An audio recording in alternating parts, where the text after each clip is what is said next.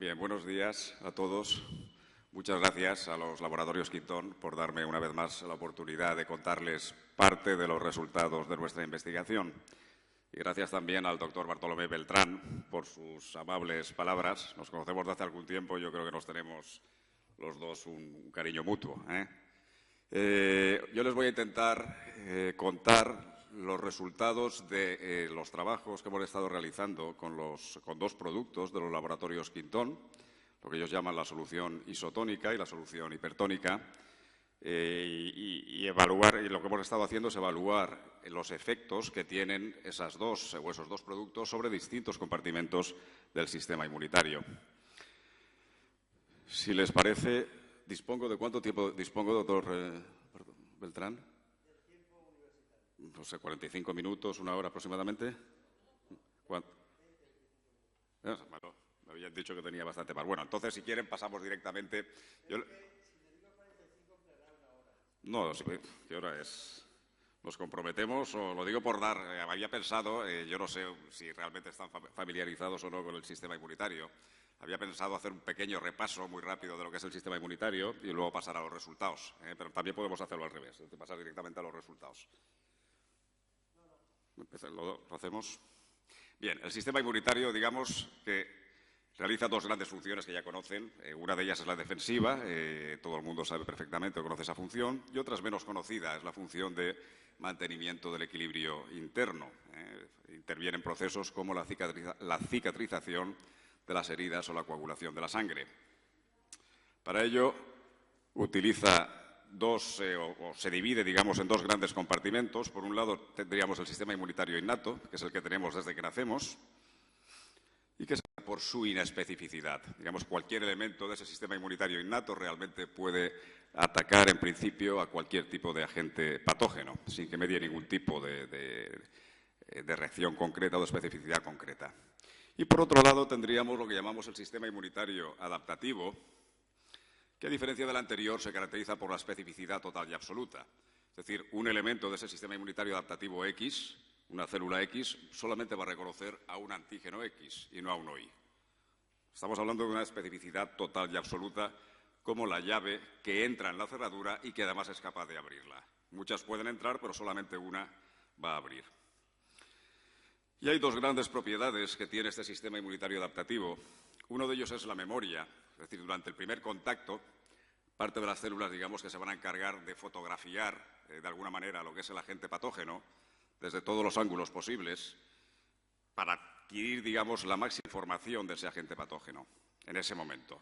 Lo que van a hacer posteriormente es guardar esas fotos, de tal modo que cuando ese mismo agente patógeno entre meses o años después, lo primero que van a hacer estas células que hicieron las fotografías va a ser sacar las fotografías, compararlo con lo que están viendo que está entrando en el organismo en ese momento e intentar reconocerlo con la máxima rapidez y la máxima efectividad, de forma que pueda ser destruido, digamos, de una manera casi inmediata. Ese es el concepto en el que, saben ustedes, se fundamentan el desarrollo de las vacunas. Y después tendríamos la propiedad de la tolerancia, que es la capacidad que tiene el sistema inmunitario para distinguir entre lo propio y lo que viene de fuera. Podemos dividir al sistema inmunitario, podemos hacer una clasificación, si quieren ustedes, un poco artificial, porque realmente todas las partes van a interactuar unas con otras, pero podemos separarlo en una parte proteica y en una parte celular. Dentro de la parte proteica hay que distinguir esta cadena de proteínas que ven ahí, que es lo que llamamos el sistema del complemento, que, como ven, todas ellas se reconocen con una letra que es la letra C, y un número al lado, C1, C2, C3, etcétera. Van a actuar en cascada. La activación de una primera activa una segunda, que activa una tercera, y así sucesivamente, hasta formar lo que se llama el complejo de ataque a la membrana, que es este complejo que ven aquí, que lo que hace literalmente es atravesar al agente patógeno como si fuera una especie de lanza hueca, que va a poner en contacto lo que es el interior del agente patógeno con el exterior, provocando la muerte de ese patógeno por un shock osmótico. Además, hay otras propiedades, hay otros elementos, otros componentes del sistema del complemento que se producen durante la activación del mismo, que tienen como principal función comportarse como anafilotoxinas. Tienen ahí el CC5A. Son sustancias que lo que van a hacer es activar a los basófilos y a los mastocitos que estén en la zona, favoreciendo la liberación de los gránulos que contienen en su interior. Esos gránulos tienen sustancias vasoactivas como la histamina, serotonina, bradicininas, etc. Y esas sustancias vasoactivas lo que van a hacer es provocar, una dilatación vascular en la zona y un aumento de la permeabilidad vascular. Con la dilatación van a llegar más células del sistema inmunitario, con la dilatación vascular, y con el aumento de permeabilidad dichas células podrán escaparse fácilmente de los vasos sanguíneos para dirigirse, atravesando las células endoteliales, dirigirse hacia el foco donde se esté produciendo la lesión. Aquí tienen otra parte del sistema inmunitario proteico, que es la representada por los anticuerpos, que me imagino todos conocen. Aquí tienen la composición de los anticuerpos, no vamos a entrar en ello, simplemente que hay dos partes. Esta parte que aparece aquí pintada en amarilla es la parte a través de la cual cada anticuerpo se une a su antígeno específico y no a otro. Y digamos que toda esta parte tiene otra serie de propiedades, como son precisamente activar al sistema del complemento del que les acabo de hablar. Y por otro lado, a través de esta parte de aquí, tiene la capacidad de unirse a las células que comentaremos después, que son las células fagocíticas, que presentan en su membrana un receptor para esa parte de los anticuerpos. De forma que cuando una célula fagocítica vea un patógeno rodeado de esos anticuerpos, digamos, se va a ir cerrando como una especie de cremallera sobre él, favoreciendo el proceso de fagocitosis. Esta, digamos, es otra parte proteica que es fundamental en el sistema inmunitario. Si se dan cuenta, es una compleja red. Es lo que llamamos de citocinas. Y las citocinas, para aquellos de ustedes que estén menos familiarizados, son como una especie de mensajes, son proteínas, son glicoproteínas, una especie de mensajes que se pasan las células del sistema inmunitario unas a otras para pasarse información, sin necesidad de contactar. Es decir, hay dos formas de que las células se puedan comunicar del sistema inmunitario. Una de ellas es a través del contacto directo célula a célula y otra es a través de la producción de estas proteínas. Como se pueden imaginar ustedes, mantener ese equilibrio no resulta nada fácil, porque, aunque no lo ven, porque eso está pequeño, me imagino de allí del final no lo van a ver bien, pero muchas de estas proteínas son secretadas por células diferentes, todas ellas interactúan unas con otras, unas se oponen a otras, otras tienen efectos sumativos, es decir, que pensar en un momento dado que simplemente cambiando alguna de estas citocinas de dirección podemos modificar el curso de una enfermedad, pues se me antoja en principio un poco pretencioso. Simplemente les comento esto para que vean lo que es la dificultad, digamos, de mantener ese equilibrio en el sistema inmunitario. Bien, con respecto a las células, ahí tienen la parte celular, tendrían en primer lugar los basófilos y los mastocitos, que saben que tienen esos gránulos que les acabo de comentar en su interior. Esos gránulos, cuando son liberados, producen esa dilatación vascular y ese aumento de permeabilidad del que les acabo de hablar. Aquí tienen las células fagocíticas, todas ellas están representadas, digamos, su máximo representante son las células del sistema monocito macrófago, y luego dentro de los granulocitos tendrían a los neutrófilos y a los eosinófilos. Su función fundamental es precisamente fagocitar inespecíficamente. Pero estas de aquí, el sistema monocito macrófago, además de citar, tienen la capacidad de presentar antígeno a otra población celular, a los linfocitos. Aquí tienen todas las células que poseen esa función, se llaman las células presentadoras de antígeno. Aquí tienen las células presentadoras por excelencia, que serían las células dendríticas. Los linfocitos B, que comentaremos ahora, también pueden ejercer esa propiedad de presentar antígeno. Y finalmente tienen los macrófagos, que también pueden presentar esa función. Dentro de los linfocitos tenemos al linfocito B, que recuerden que es el que produce, va a reconocer el antígeno a través de su inmunoglobulina de membrana, de su receptor, y a partir de ahí se va a transformar en una célula plasmática, se va a activar, se va a transformar en una célula plasmática que va a producir el mismo anticuerpo que tiene ahí en la membrana, que ha reconocido a ese antígeno, va a empezar a producirlo en serie, como una fábrica, y va a secretarlo a la circulación y a los tejidos. Estas células son las responsables de la llamada inmunidad humoral. La inmunidad humoral realmente es la que nos hace falta cuando lo que entra en el organismo es un agente patógeno de crecimiento predominantemente extracelular, como ocurre con la mayor parte de las bacterias y con la mayor parte también de los hongos. Y aquí tienen las últimas poblaciones linfocitarias representadas por las células NK y por los llamados linfocitos T. Ambas son las responsables de la llamada inmunidad celular, que es justo la que hace falta que actúe más cuando lo que entra en el organismo es un agente patógeno de crecimiento predominantemente, en este caso, intracelular, como ocurre con los virus o como ocurre con muchos parásitos intracelulares, micobacterias, listerias, etc. Estos linfocitos T se dividen en dos grandes poblaciones. Por un lado tendríamos los linfocitos T que expresan el marcador de aquí, el marcador CD8, todos ellos expresan un marcador de membrana que es el CD3, que a los inmunólogos, entre otras cosas, nos permite identificarlos y a ellos les sirve para realizar sus funciones de contacto célula-célula. Pero además hay algunos que, además del CD3, expresan el CD8, son los llamados linfocitos T citotóxicos, que son los que van a luchar cuerpo a cuerpo con el agente patógeno, intentando verter sobre él, como luego veremos, sus toxinas o sus productos tóxicos para los patógenos. Y luego hay otra población, que son los CD4. Y es lo que yo siempre que les cuento esto a mis alumnos, les digo que son como los directores de orquesta de la respuesta inmunitaria. Son los que van a dar las órdenes en todo momento a las diferentes poblaciones que estamos viendo para decirles cuándo tienen que empezar a tocar y cuándo se tienen que callar o cuándo tienen que tocar más bajo. Aquí tenemos todo lo que necesita un inmunólogo para sentirse a gusto, que es, por un lado, un tejido, por un lado, una inflamación provocada por esas bacterias que acaban de entrar ahí, que las hemos pintado en rojo.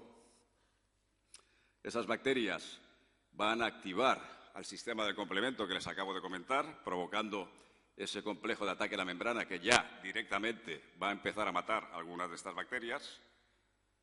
Tenemos componentes como el C3A y el C5A que les comentaba antes, esas anafilotoxinas que van a favorecer la liberación de esos gránulos vasoactivos, de basófilos y mastocitos, que como consecuencia van a traer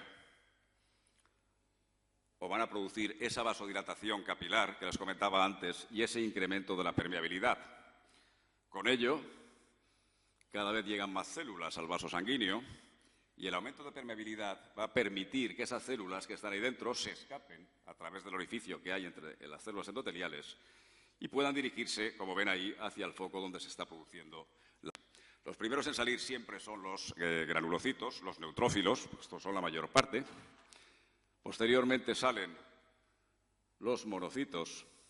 Esos monocitos, conforme salen del vaso, se transforman en unas células algo más complejas, que adquieren una morfología un poco de huevo frito, como ven ahí, que son capaces de producir a su vez, una vez que han salido y se han activado, producir algunas de esas citocinas que les comentaba antes. ¿Recuerdan cuando han visto esa red compleja que les mostraba?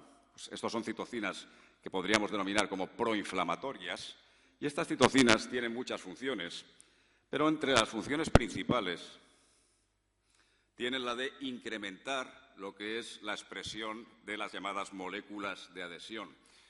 Las moléculas de adhesión sencillamente son como ganchos que tienen las células del sistema inmunitario en su membrana, que también son expresadas por las células endoteliales, que en principio prácticamente no están en una situación de equilibrio, pero que cuando se produce una inflamación como la que estoy mostrándoles ahí, digamos que la expresión de esos ganchos aumenta y al aumentar facilita que estas células se puedan enganchar a esas células endoteliales, separarse de esta manera de lo que es la circulación o el torrente circulatorio y de este modo atravesar más fácilmente el vaso para poder dirigirse al foco de inflamación.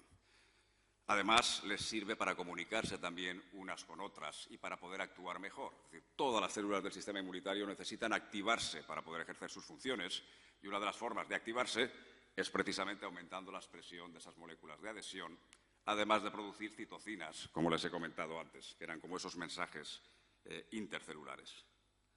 Finalmente llegan los linfocitos y ahí tendríamos, repito, ya todo lo que hace falta realmente para que se produzca lo que sería una respuesta inmunoinflamatoria que podríamos considerar en principio fisiológica. Eso es una ampliación de lo que está ocurriendo ahí dentro. No nos vamos a entretener con esto, vamos a ir, si quieren, directamente por cuestión de tiempo. Ahí se está produciendo, digamos, simplemente el interrogatorio entre lo que es el macrófago, que lo ven en la parte superior, y un linfocito T, uno de esos directores de orquesta que antes les mostraba. Se están pasando información para intentar, digamos que el macrófago le está pidiendo ayuda al linfocito y el director de orquesta va a ejercer esa ayuda diciéndole al resto de los músicos cuándo deben tocar. Bien. Normalmente, en cualquier persona sana, cualquier individuo sano, hay equilibrio entre estas dos poblaciones. Son dos tipos diferentes de director de orquesta, los TH1 y los TH2. Como les comento, siempre hay un equilibrio. Y ese equilibrio está mediado por el autocontrol, digamos, que ejercen una población sobre la otra. Es decir, estas producen estas citocinas que ven aquí. Yo me quedaría con esta que luego les comentaré, el interferón gamma, por ser una de las más importantes, digamos, producidas por esta población, mientras que estas producen estas otras que ven aquí. Estas citocinas, digamos, producidas por las TH1 son capaces en condiciones normales de bloquear a las TH2 y las producidas por las TH2 de bloquear a las TH1, favoreciendo, digamos, ese proceso de equilibrio. Este equilibrio se puede romper. Si entra un virus, por ejemplo, se produce una desviación brusca hacia lo que es la respuesta TH1 que va a producir las citocinas que él produce habitualmente en cantidades, digamos, superiores a las habituales. Ese equilibrio se rompe de manera transitoria hasta que ese agente patógeno haya sido eliminado. En este caso, ese director de orquesta, a los músicos, digamos, que les va a hacer tocar, va a ser concretamente a los responsables de la inmunidad celular, entre ellos a las células NK y a los citotóxicos, que lo que van a hacer es verter, como les comentaba antes, el contenido de sus toxinas sobre la célula diana hasta destruir dicha célula diana. Pero si el agente patógeno que entra es un agente, es una bacteria o es un hongo, por regla general, la respuesta que se produce con más intensidad va a ser una respuesta de tipo TH2. Esta respuesta TH2 o este director de orquesta, a los que va a decir que toque más fuerte, va a ser precisamente a los responsables de la llamada inmunidad humoral, que es la que hace falta para eliminar mejor a ese agente patógeno. Y estos son los linfocitos B, que se transformarán en células plasmáticas y producirán los anticuerpos que antes les he mencionado. Evidentemente, esto es una descripción muy somera de lo que está pasando allí dentro. Todo esto lo podemos complicar lo que queramos. Aparte de los directores de orquesta TH1 y TH2, desde hace años ya se conocen otros directores de orquesta, los llamados TH17, que están en principio en equilibrio con los otros dos. Y además, todavía lo podemos complicar más. Es decir, hay otras células a las que llamamos células T reguladoras, que son objeto de investigación profunda por parte de los que nos dedicamos a inmunología y al estudio de las enfermedades autoinmunes desde hace ya algunos años.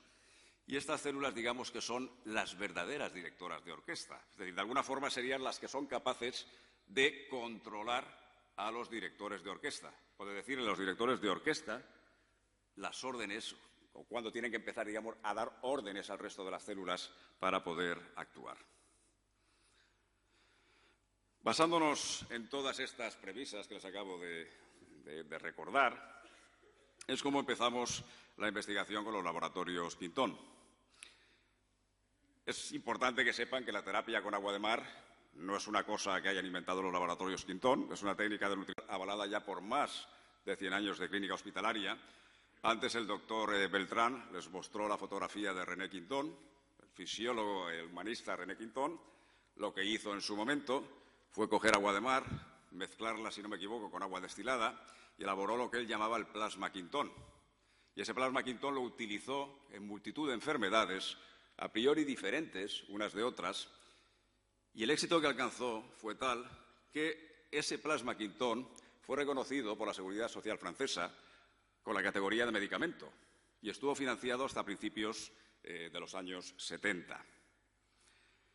Basándose en esas premisas, es por lo que los laboratorios Quintón, de alguna forma, según los estudios que había hecho René Quintón, pensaron que ese efecto sobre patologías a priori tan diversas podía ser debido a que hubiera un nexo común entre esas patologías que permitiera explicar el porqué de ese efecto generado. Y pensaron que ese nexo común, podía ser el sistema inmunitario.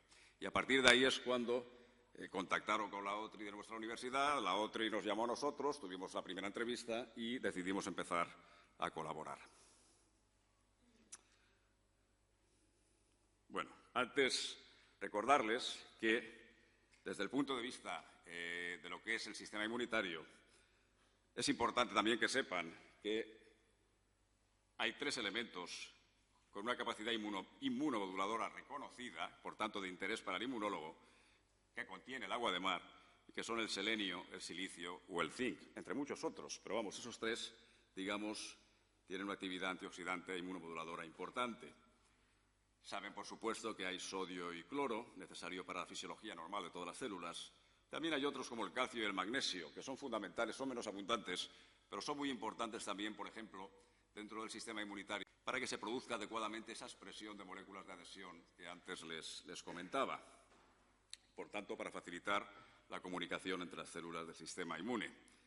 Y tampoco hay que olvidar que además hay fitoplancton y hay zooplancton, es decir, el agua, como comentaba el doctor Beltrán antes, el agua no se coge de la orilla del mar.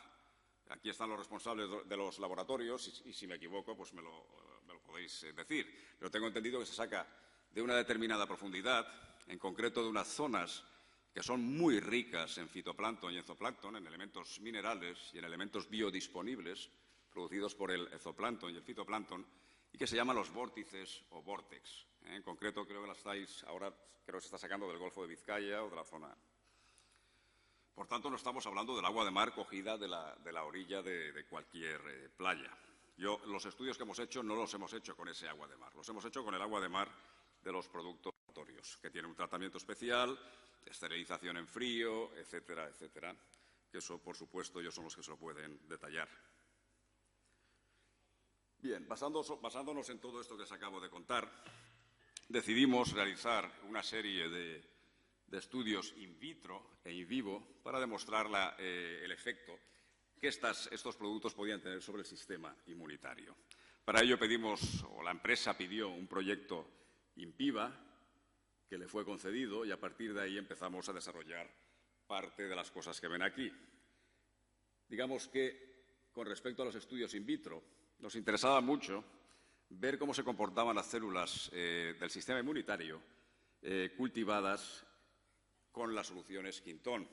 Y lo que queríamos ver era la viabilidad celular, la morfología celular, el número y el tamaño de los agregados celulares. Le digo lo de los agregados celulares porque las células del sistema inmunitario, cuando crecen en cultivo, tienden a agregarse unas con otras, formando como una especie de pelotas que les mostraré a continuación, y que son lo que llamamos esos agregados celulares. Queríamos ver nosotros realmente la diferencia entre todos esos parámetros en células cultivadas con soluciones Quintón, cultivadas con un medio de cultivo convencional, utilizado habitualmente, y al mismo tiempo, yo lo que quería comprobar, fundamentalmente, es que esas soluciones Quintón, que me decían que era agua de mar, etcétera, con la cual yo nunca había trabajado hasta ese momento, eran diferentes a lo que es el salino fisiológico que se puede encontrar en cualquier farmacia. Por tanto, digamos, el tercer medio de cultivo que utilizamos fue precisamente ese salino fisiológico de farmacia. Eso con respecto a los estudios in vitro. También quisimos valorar in vitro lo que era el efecto de conservación de las soluciones Quintón sobre la sangre en general, sobre aquellas células que a priori son más frágiles, como es el caso de los hematíes. Eso se lo mostraré más tarde. Y finalmente hicimos un estudio in vivo que luego les detallaré cuando procedamos o cuando lleguemos a las diapositivas en las que están expuestos dichos resultados. Con respecto a los estudios in vitro, lo que les comentaba antes, estos son fotografías de microscopía óptica. Aquí tienen el medio de cultivo convencional, es el que se utiliza más habitualmente para cultivar células, el llamado RPMI. Es un medio enriquecido, que contiene gran cantidad de nutrientes y que, repito, es el medio, si quieren ustedes, por excelencia, de hecho es el más caro a la hora de cultivar células. Aquí tienen las mismas células, pero en lugar de con RPMI, cultivadas con la solución isotónica Quintón. Tengo que decirles que para los estudios in vitro, la solución hipertónica la descartamos rápidamente. Yo, de todas formas, la pusimos, se comportaba, pero al cabo de las pocas horas la mortalidad celular, lógicamente, era grande precisamente por la hipertonicidad de la solución, ¿eh? Con lo cual, descartamos, por supuesto, esa solución para estudios in vitro, la dejamos únicamente para los estudios in vivo y en los estudios in vitro nos centramos en la solución isotónica. Y aquí tienen el salino fisiológico, la solución salina, las mismas células cultivadas con solución salina. Esto que ven aquí como control son células a las que no se les añade nada para ponerlas en marcha. Quiero decir que estas células, para que puedan proliferar adecuadamente, necesitan un estímulo. Y ese estímulo se añade al medio de cultivo.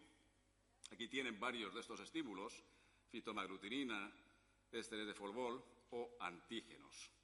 Una vez que se añaden esos estímulos, es cuando se pone en marcha, cuando se dispara la proliferación celular, la activación celular, que entre otras cosas cursa con proliferación. La proliferación, como les he comentado antes, se traduce en la formación de agregados celulares. ¿Lo ven? Hay más grandes o más pequeños en función, digamos, del estímulo que hayamos utilizado. Si se fijan en la solución, en las células cultivadas con la solución isotónica, fíjense a partir de aquí, que es cuando añadimos estímulo, de aquí hacia abajo, dense cuenta, efectivamente, los agregados son menores que los que observamos aquí, pero siguen un comportamiento o un patrón más o menos similar, proporcionalmente disminuido, si quieren. Eso no es para nada de extrañar. Es decir, a mí lo que me extrañó es ver que existía realmente esa proliferación y esa formación de agregados y, sobre todo, lo que más me gustó en lo que encontramos no fue eso, fue que cuando utilizamos la solución salina no existían esos agregados. Es decir, que algo había aquí en el agua de mar, de alguna forma, que hacía que se comportasen las células de un modo similar a las que veíamos en el medio de cultivo RPMI. Además, la viabilidad celular fue perfecta los 5 o 6 días que duró finalmente el cultivo. También destacarles una cosa, es que si se dan cuenta, en las células control, que son las que se ponen realmente para comprobar que no hay infección, que está todo bien, etcétera, son células que a priori no tienen que proliferar.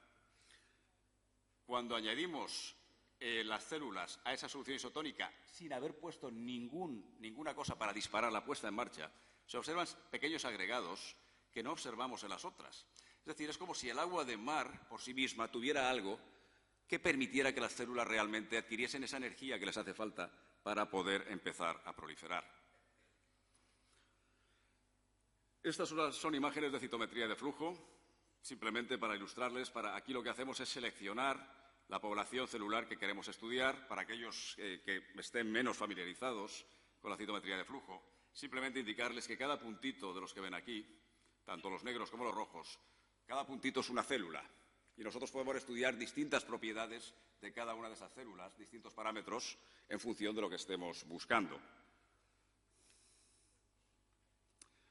Esto es para mostrarles, fíjense fundamentalmente en las de aquí abajo, que son las que nos interesan. De nuevo, lo que veíamos aquí en este diagrama que ven ustedes aquí, si se centran en esta parte, estos son células del sistema inmunitario que se han activado y que al activarse aumentan, digamos, la expresión en su membrana de un antígeno que se llama CD25 y que a nosotros nos permite identificarlas. Estas son células cultivadas con RPMI, estas son células cultivadas con la solución isotónica Quinton y estas son células cultivadas con la solución salina. De nuevo, si se dan cuenta, la activación se ve, por supuesto, con el RPMI, como era de esperar, y aunque en menor grado, se ve también con la solución isotónica. Y, sin embargo, no hay activación en la solución o en las células cultivadas con la solución salina. Los estudios que les acabo de mostrar los habíamos hecho en células, lo que llamamos células mononucleares de sangre periférica, es decir, linfocitos y monocitos separados. Sin embargo, este que les muestro ahora, este estudio se hizo con sangre total y es el que hicimos para valorar lo que les comentaba antes, el efecto, digamos, sobre la viabilidad celular, especialmente en aquellas células que son más frágiles, que son los hematíes.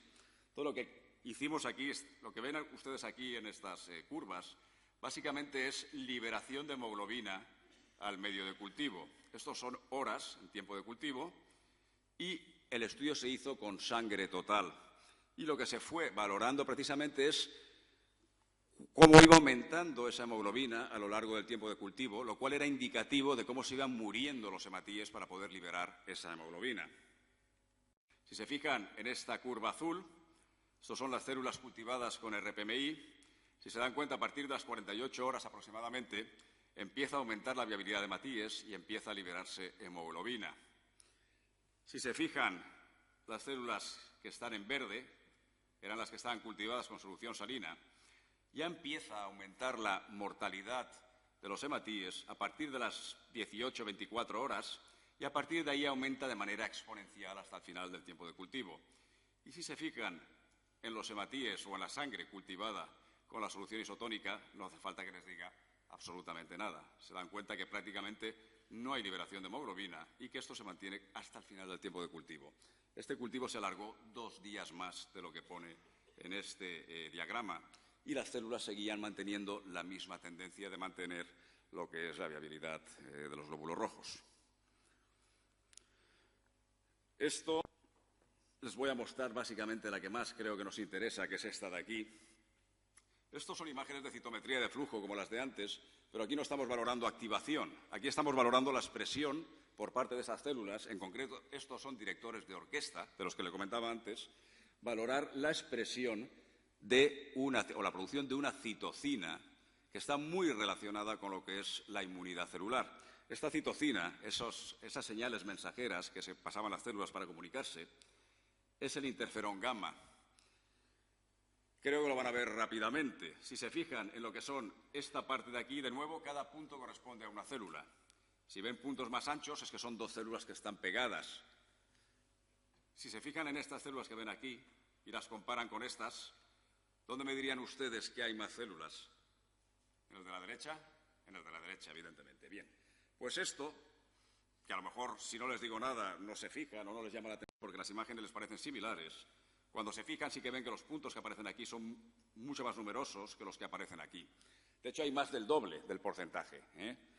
Eso nos llamó profundamente la atención porque estos son células cultivadas con RPMI, que es el medio, digamos, de excelencia de los cultivos celulares, y estos son células cultivadas con la solución isotónica Quintón. Yo lo que nunca me imaginaba es que, de alguna manera, hubiese un comportamiento similar en cuanto a la producción de citocinas entre las células cultivadas con un medio convencional y las cultivadas con agua de mar. Y esto, francamente, nos sorprendió.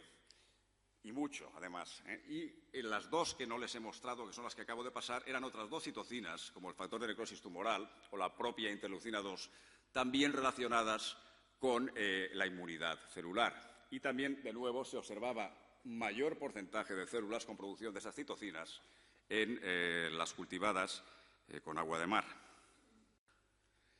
Y con respecto a la última parte del estudio, que es los estudios in vivo, lo que hicimos fue coger un grupo de controles sanos, se les sacó sangre a primera hora de la mañana y a partir de ahí se les dio 2 ampollas, en este caso de Quintón hipertónico, cada 2 horas. Es decir, nada más sacarle la sangre, ingirieron 2 ampollas, 2 horas después otras 2 y 2 horas después otras 2, de forma que en un plazo aproximado de unas 6 horas ingirieron 6 ampollas de Quintón. A continuación, tras las 2 últimas ampollas, al cabo de aproximadamente 1 hora, les volvimos a sacar de nuevo sangre. Y lo que hicimos fue comparar los estudios antes de tomar ninguna ampolla, con los estudios post 6 ampollas de Quintón. Eso, bueno, era un poco para recordarles lo de las moléculas de adhesión que les comentaba antes. Si se dan cuenta, los glóbulos blancos van por dentro del vaso y la expresión de esas moléculas de adhesión es la que definitivamente permite que se puedan adherir estas células al endotelio, escaparse de la fuerza del torrente circulatorio y poder dirigirse a través de la matriz extracelular hacia el foco donde se está produciendo la lesión. Esto es para indicarles simplemente, aquí tenemos los porcentajes de las poblaciones leucocitarias es decir, antes de tomar ninguna ampolla, y los post. Prácticamente no hay cambios, salvo que se ve una ligera tendencia de los granulocitos a aumentar, una ligera disminución de los monocitos y un mantenimiento prácticamente constante de lo que es la población de linfocitos. Cuando analizamos esas células y empezamos a medir determinados parámetros en ellas, lo que quisimos hacer es, y hemos visto activación in vitro, quisimos comprobar si había activación in vivo. Y para ello medimos de nuevo el CD25 y otros marcadores de activación, como puede ser este de aquí, el CD45RO. Si se fijan, en azul aparecen los porcentajes de directores de orquesta activados, es decir, que expresan CD25 o CD45RO, los que la persona tenía per se, antes de tomar ninguna ampolla Quintón. Y aquí tienen los porcentajes post 6 ampollas Quintón. De un 4 pasamos a casi un 10%, de un 14 pasamos a un 22%. Es decir, hay un aumento de la activación celular. Eso me está indicando que las células, de alguna forma, están recibiendo la energía que necesitan para poder ejercer adecuadamente sus funciones. Esto es lo mismo, pero en lugar con directores de orquesta, es decir, en lugar de con linfocitos, aquí lo hicimos con monocitos y granulocitos, con las otras poblaciones leucocitarias, pre y post.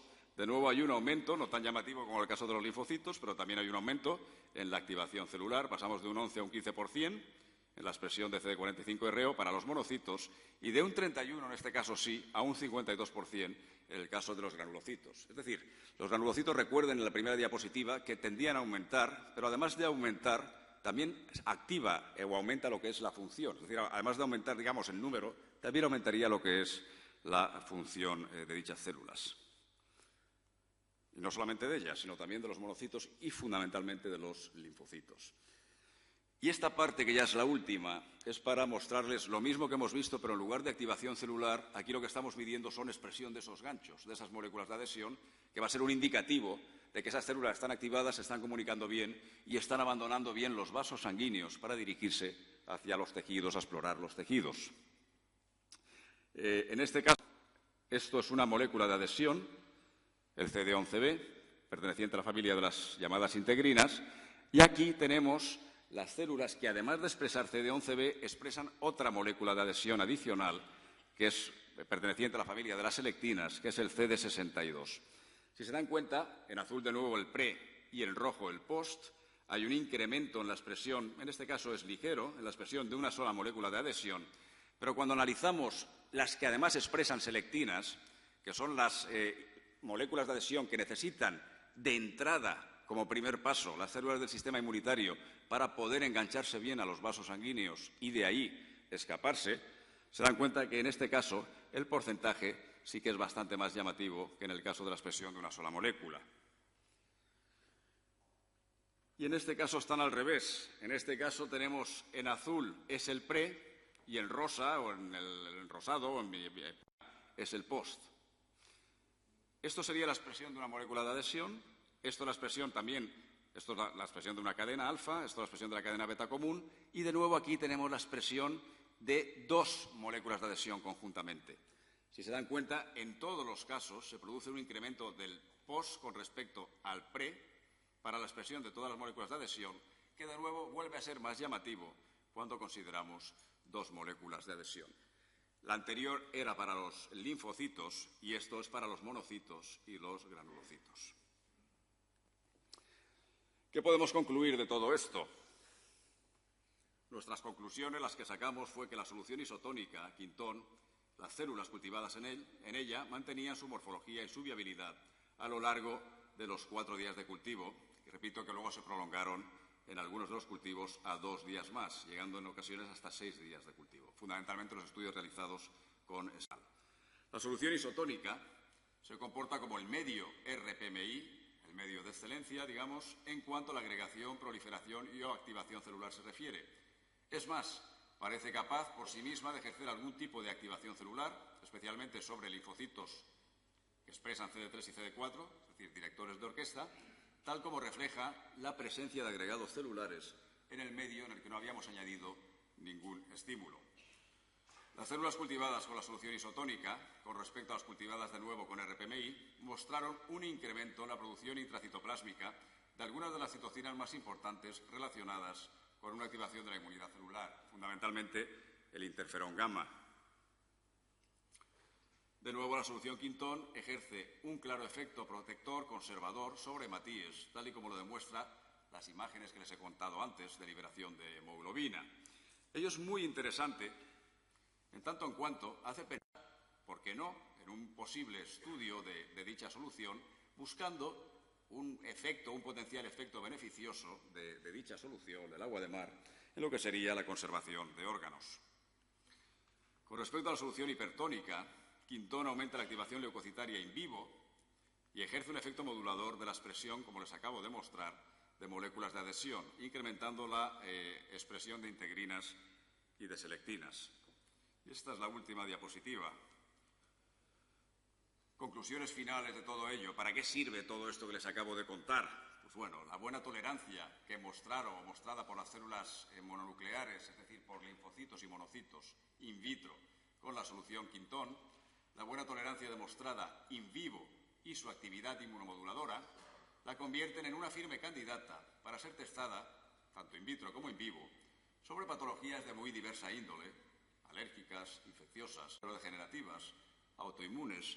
Yo añadiría ahí, ¿por qué no?, tumorales, en las que una inmunidad alterada pueda estar jugando un papel importante en la patogenia de las mismas. Estamos diciendo que hay que testarlo, no estamos diciendo que vaya a servir para todo y que vaya a ser útil para todo. Simplemente estamos diciendo que sería importante realizar ensayos clínicos en los que se incluyeran esta solución salina sola o en combinación con los fármacos que se puedan utilizar habitualmente para algunas de esas patologías. ¿Por qué en combinación? Porque saben que en muchas de esas patologías el principal daño de los pacientes muchas veces, más que la propia patología en sí, es la derivada de los medicamentos que están tomando, muchas veces inmunosupresores, medicamentos que de alguna forma esa inmunosupresión está siendo responsable de gran parte de los signos y síntomas que pueden tener o de las complicaciones que pueden tener esos pacientes. Si nosotros de alguna forma consiguiéramos disminuir la necesidad de administrar esos medicamentos, administrando, por ejemplo, agua de mar, es decir, si compensamos parte de esa inmunosupresión con una estimulación de la inmunidad, de alguna forma necesitaríamos administrar menos fármacos y con ello estaríamos disminuyendo la aparición de efectos secundarios en estos pacientes y, por tanto, favoreciendo la tolerancia frente a esos medicamentos utilizados convencionalmente. Y esto es todo lo que les quería contar. Muchas gracias y un placer.